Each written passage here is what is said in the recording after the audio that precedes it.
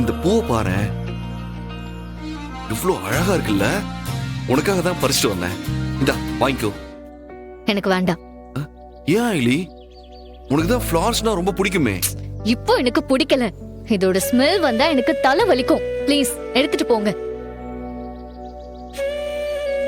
வழக்கமா என்ன கோவமா இருந்தாலும் இப்படி அவாய்ட் பண்ண மாட்டாளே. இன்னைக்கு என்னாச்சு? ஆமா, நம்ம செஞ்ச வேலை அந்த மாதிரி.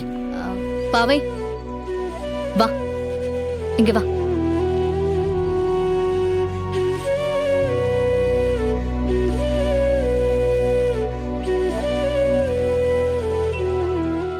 இவ மனசுல இப்படி என்னதான் ஓடிட்டு இருக்குன்னு தெரியலையே.